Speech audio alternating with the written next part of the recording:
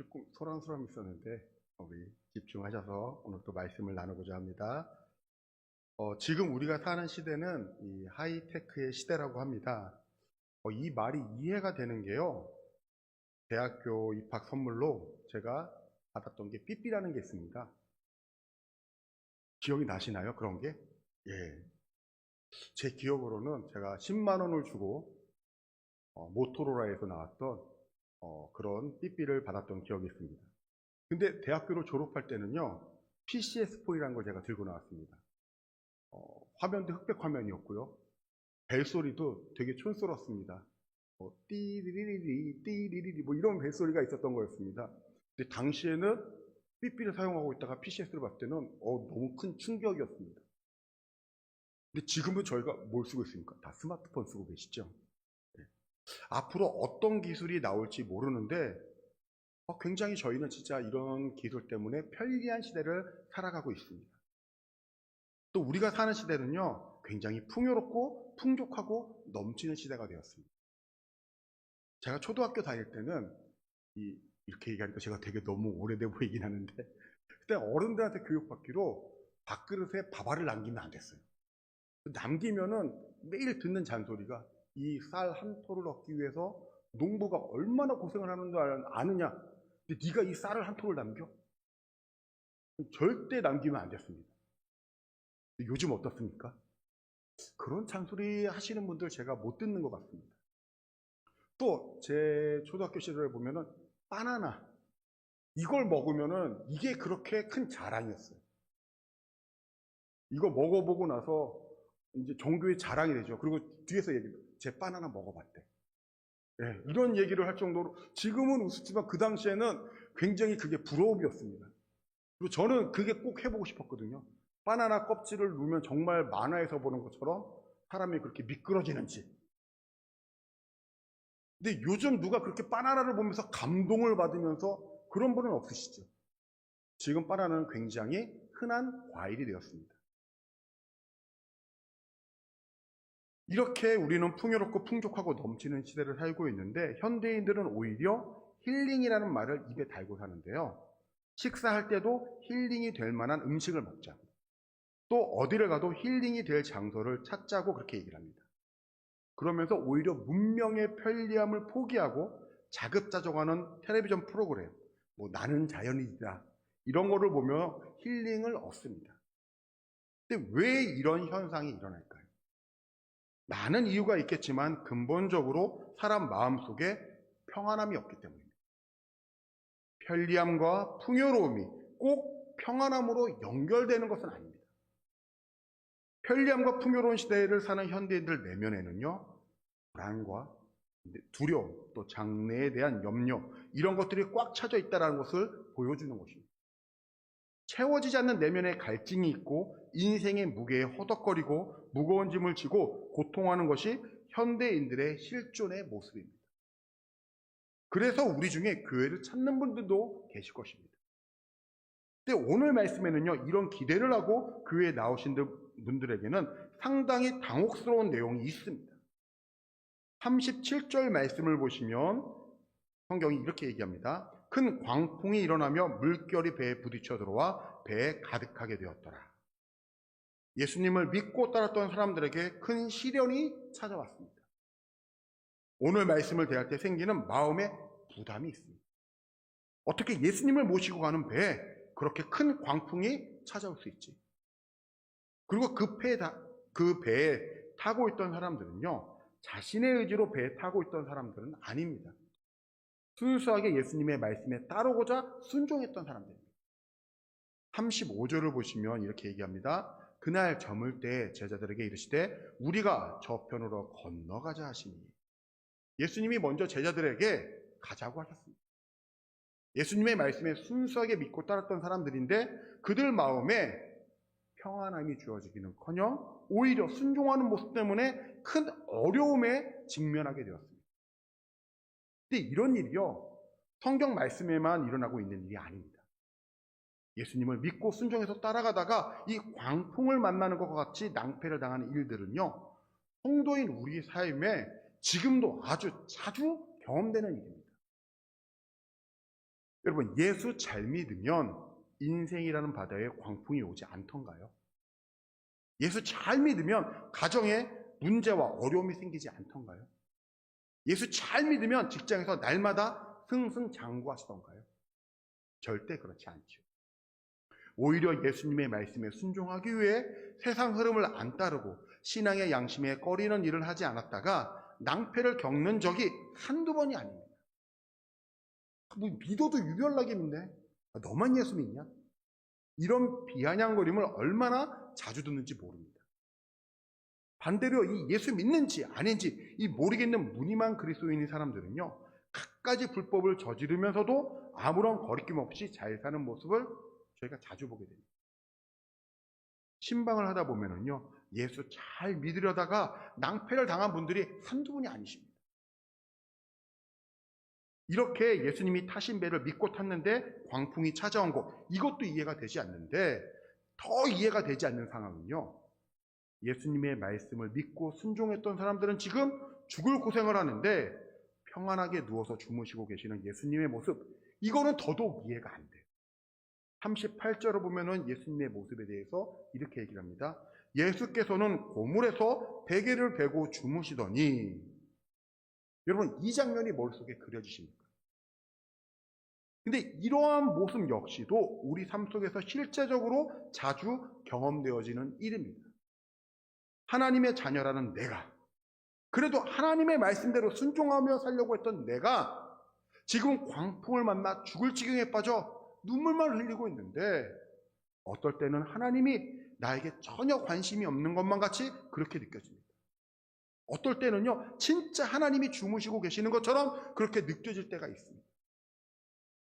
결국에는 제자들이 이 광풍을 헤쳐나가 보려다가 애쓰다가 두 손과 두 발을 다 들고는 예수님을 깨웁니다. 그랬더니 잘 주무시고 일어난 예수님께서 상황을 보시고는, 아우, 내가 자느냐고, 이렇게 광풍 가운데 너희를 내팽개쳐 놓고 신경도 제대로 쓰지 못하고 고생만 시켜서 미안하다, 이렇게 사과하는 것이 아니라 오히려 제자들을 책망하십니다.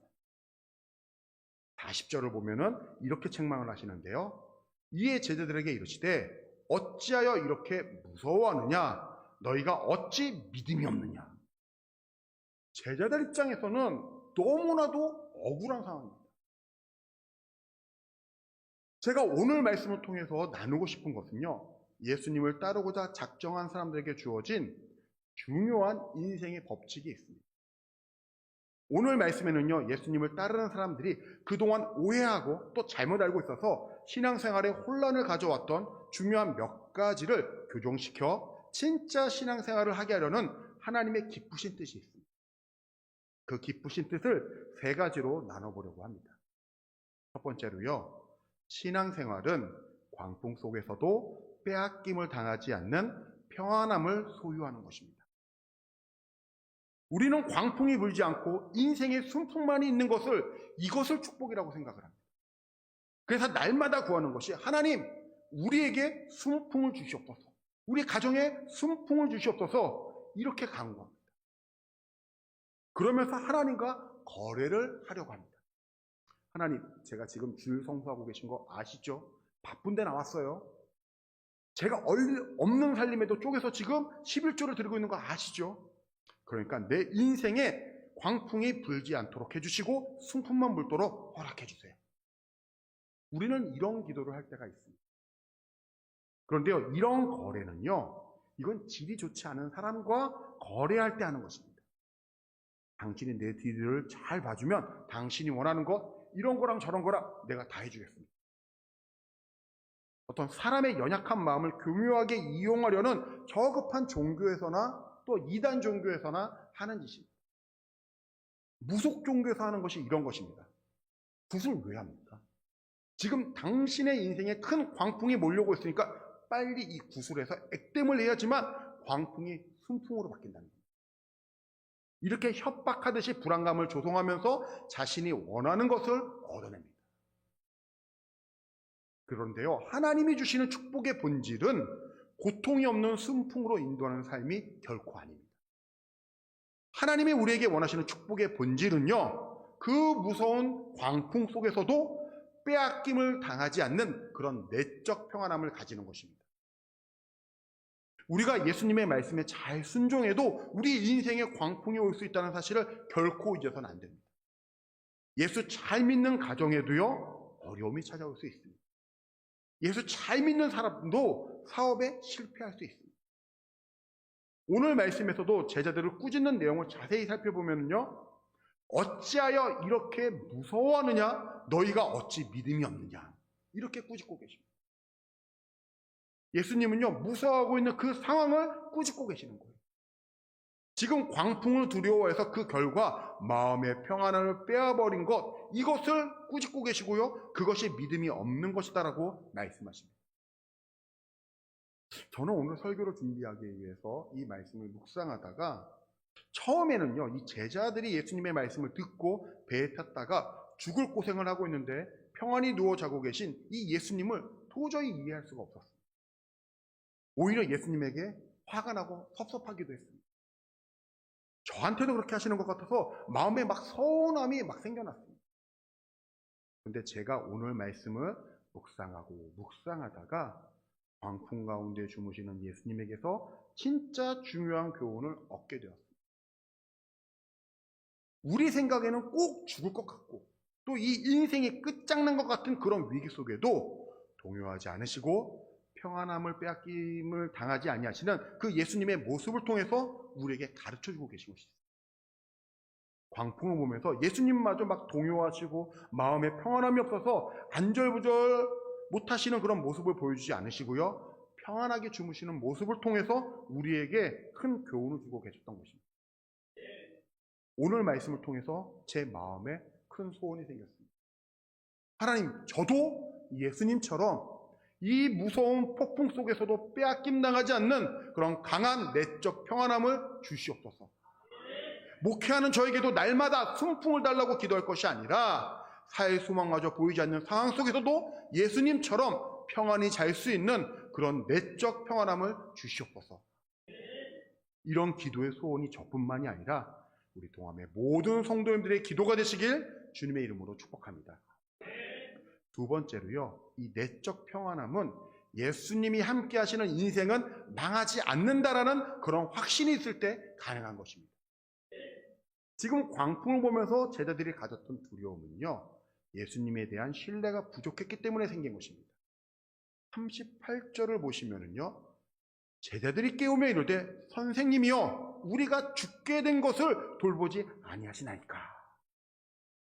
자신들의 힘으로 이렇게 저렇게 애를 다 써보고 자신들의 경험으로 애를 써보다가 이 방법 저 방법 다 안 통하자 그때서야 예수님을 깨우면서 한 말이 이제 다 죽게 되었다라는 것입니다. 아무리 상황이 다급하다 할지라도, 아무리 광풍이 몰려와 자기 인생을 엄습한다 할지라도 예수님과 함께 가는 제자들의 입에서 죽게 되었다라는 말은 이건 나오면 안 되는 것입니다.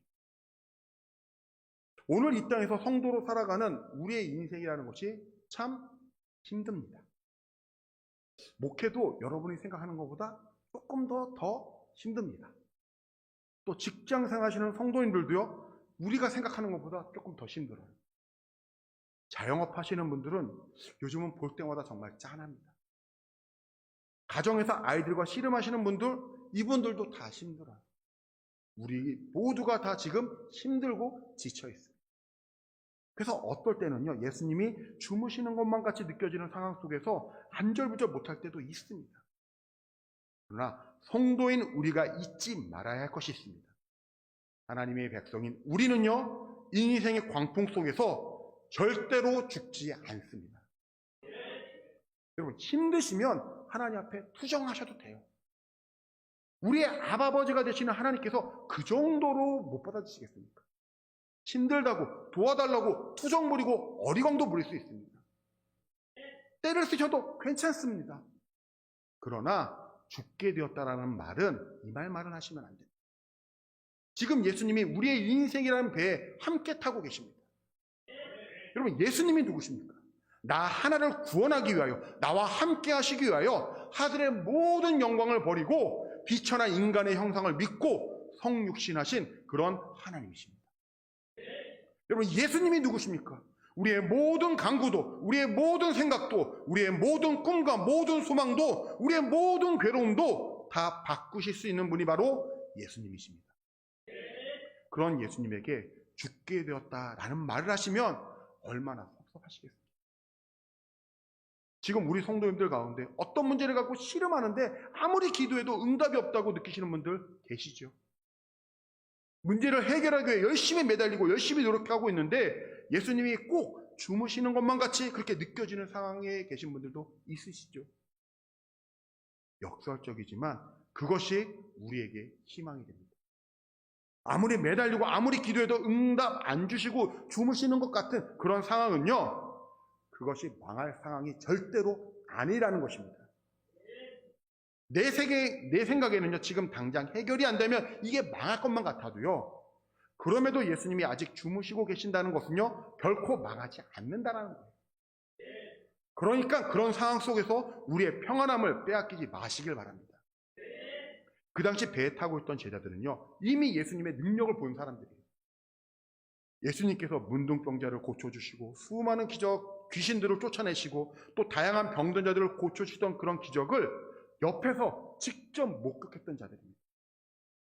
처음에 배에 올라타라고 할 때는 그런 예수님과 함께 했기 때문에 믿음이 있었겠죠. 근데 광풍이 몰아치자 믿음이 그 상황에 함몰되어져 버렸어요. 두려움은요, 이렇게 우리의 믿음을 갉아먹는 무서운 것입니다.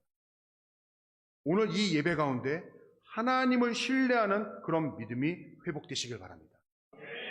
믿음이 있었고 예수님을 신뢰했었는데 인생의 광풍이 너무 많이 부니까 현실에 함몰되어서 예수님을 신뢰하는 마음이 약해지고 또 원망하고 상한 마음을 가지고 계셨다면 이 시간 내 인생이라는 배에 함께 타고 계신 그 예수님이 누구신지 다시 한번 주목해 보시길 바랍니다. 하나님의 백성인 우리의 삶은요, 넘어질 수는 있지만 결코 실패하거나 망하지 않습니다. 왜냐하면 하나님의 백성인 우리는요, 예수님과 함께 동행하는 자들이기 때문입니다. 이 시간 임마누엘 하시는 하나님을 더욱더 신뢰하심으로 하나님이 주시는 내적 평안함을 빼앗기지 않는 우리 동함의 모든 성도님들 되시길 주님의 이름으로 축복합니다. 마지막 세 번째로요, 인생의 광풍은 우리로 하여금 예수님만 의지하게 만드는 축복의 도구가 됩니다. 제자들은 풍랑이 닥쳐오자마자 예수님을 즉시로 깨우지 않았습니다. 왜 제자들은 예수님을 즉시로 깨우지 않았을까요? 제자들의 이 3분의 1이나 되는 그 제자들의 갖고 있던 직업이 어부입니다. 예수님은 육지에서 산 사람들이고요, 복수의 아들입니다. 자신들은 날마다 이런 풍랑을 보면서 살았던 존재들입니다. 먹구름이 몰려오고 광풍이 불기 시작하니까 이거 예수님 없이도 한번 잘해볼 수 있겠다라며 굉장히 자신만만했겠죠. 또 어떤 의미에서는 예수님을 사랑하는 마음으로 예수님이 주무시는데 혹시 깨는 일이 없도록 자기들끼리 노력한 거일 수도 있습니다. 시간이 갈수록 내 영역 밖의 일이고 내 경험 밖의 일이 되었습니다. 가지고 있던 지식과 노하우 모든 것들을 다 동원해 봤는데 이게 안 되는 일인 겁니다. 그래서 좌절하면서 내 노력으로는 할 수 없는 문제에 부닥쳤다는 것을 깨닫는 그 순간에, 인생의 가장 밑바닥에서 온 그 순간에 자포자기의 심정으로 예수님을 흔들어 깨웠던 것입니다. 그래서 죽게 되었다고 아우성을 친 것입니다. 근데 이게 참 아이러니한 게요, 좌절의 극치의 순간, 또 자포자기의 극치의 그 순간에 새로운 희망이 시작이 되었습니다. 하나님은 약해 빠진 부모가 아니십니다. 독하신 분이십니다. 자식을 강하게 키우기로 마음먹으면요, 자녀가 찢기고 상하고 고통을 당하든지 무엇을 하든지 상관없이 강하게 목표를 향하여 이끌고 나가시는 분입니다. 이거를 요즘 애들 용어로 뭐라고 표현하냐면요, 멱살 잡고 하드캐리 한다라고 얘기합니다. 못 들어보셨죠? 희성아, 맞지?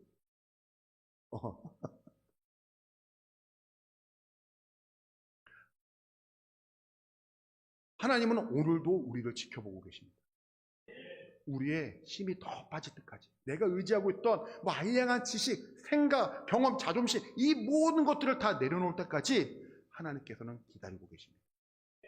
하나님께서 아직도 나를 광풍 속에 내버려 두신 것은요, 내게 아직도 인간적인 힘이 남아있다는 뜻이에요. 앞에서 말씀드렸듯이요, 그래서 아직 죽지 않는다라는 그런 뜻이기도 합니다. 이렇게 하나님의 깊으신 뜻을 깨닫고 나면은요, 야고보서 1장 2절부터의 말씀이 와닿기 시작합니다. 우리 2절부터 4절까지 다 같이 한번 한 목소리로 봉독해 보겠습니다. 시작. 네, 형제들아.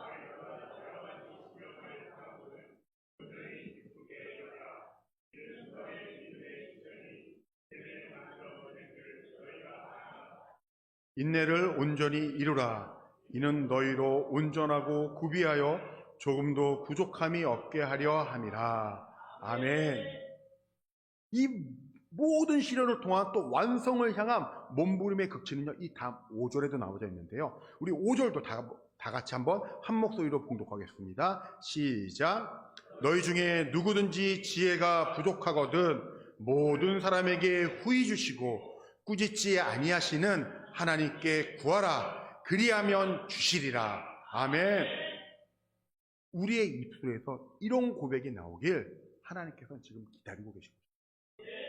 그렇기 때문에 다윗은요, 시편 119편 67절에 이런 고백을 하는데요.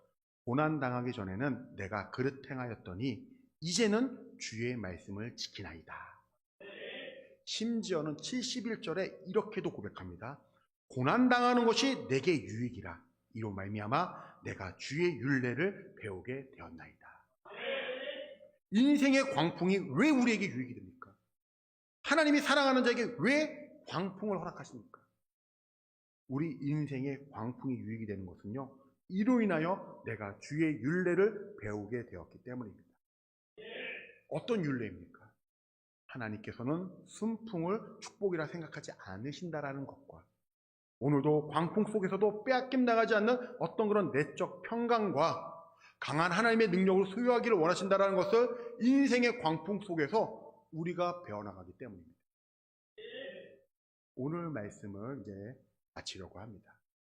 우리의 인생이라는 배 안에 예수님이 계셨으면 좋겠습니다. 어떨 때는 흔들거리기도 하고 또 어떨 때는 방향을 잃어버리기도 하고 심지어는 광풍이 몰아친다고 해도요, 그럴 때마다 예수님에게 조용히 나가 예수님으로 세상에 빼앗기지 않는 그런 내적 평안함과 능력을 축복으로 받으시는 우리 동함의 모든 성도들 되시길 주님의 이름으로 축복합니다.